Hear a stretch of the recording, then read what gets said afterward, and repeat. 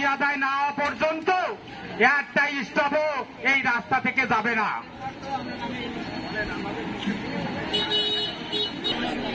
বলেন সাহেবরা ওনারা 60,000 টাকা আজ 10টার ভিতরে ডিসি অফিসে পেমেন্ট করতে আছে।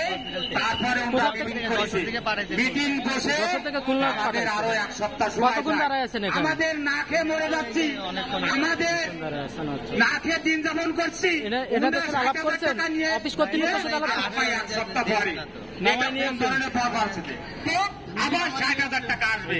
এরকম করে 5টা মিটিং করতে পারলে টাকা হয়ে গেল। ওনাদের বেতন তো দরকার হয় না, হাসপাতালে কোনো কমিটি লাগবে না, ট্রিটমেন্ট হবে না, সেটা অন্য বিষয়। কিন্তু আপনারা আগে ডাক্তার দেখান, সামনে আছে আমাদের আগে দেখেন ডাক্তার ব্যবস্থা করে দেন।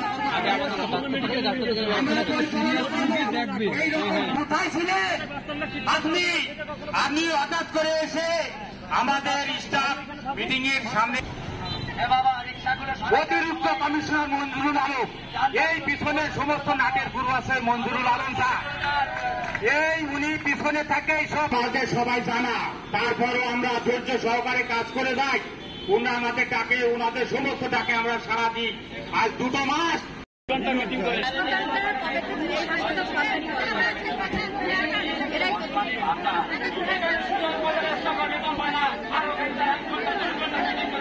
শিশু হাসপাতালে তাকে তাদের হারিয়ে গোলক করে নেওয়া হচ্ছে। তারা ওখানে 2 ঘন্টা মিটিং করছে আমাদের জন্য, কোন ফয়সালা করতে পারে নাই। এই ডিসি অফিসে ডিসি থেকে আরম্ভ করে এডিসি এলএ সবাই সমস্ত বাচ্চা কাচ্চা চিকিৎসা এবং আমাদের হাসপাতাল থেকে স্টাফরা উনার বাসায় গিয়ে উনাদের সমস্ত পরিবারের চিকিৎসা, রক্ত টেস্ট, এটা নিয়ে আসো, ওটা নিয়ে আসো। এই আমাদের হাসপাতালে স্টাফরা সবাই যখনই ডাক দেয় তখনই দৌড়ে গিয়ে নিয়ে আসে। আজকে তারা কেন আমাদের প্রতি এইরকম অন্যায় অবিচার করছে?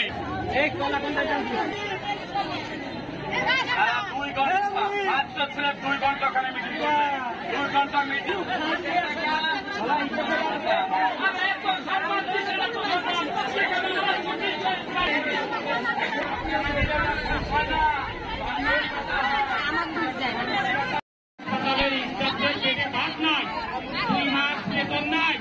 অথচ ডিসি অফিসের সাহেবরা 2 ঘন্টা মিটিং করে 60,000 টাকা নিয়ে যায়। এই হচ্ছে কেন আমাদের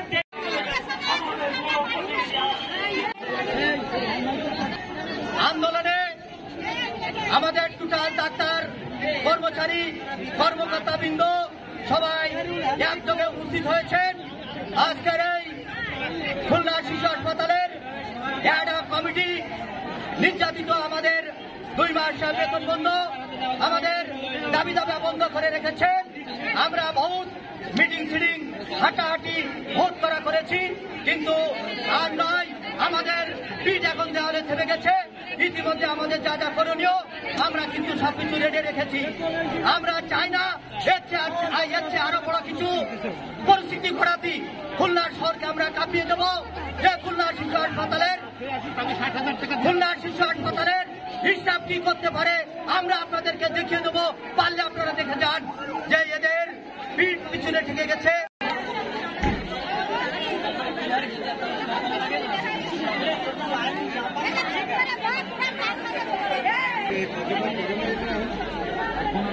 এখনো তারা মিটিং করতেছে, মিটিং 2 ঘন্টা মিটিং করতে ওখানে 5 জনে 5 থেকে 50,000 টাকা করে নিচ্ছে।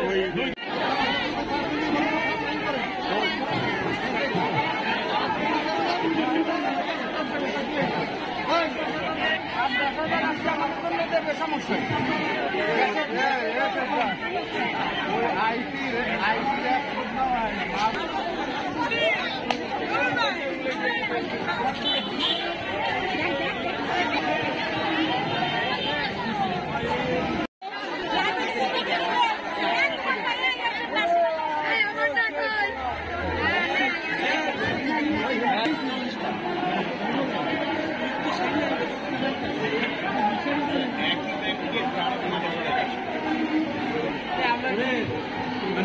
কৃষি ব্যাংক, ফার্মার্স ব্যাংক, সব যত পচা ব্যাংক জিআইডি নেই এমন কাহিনী।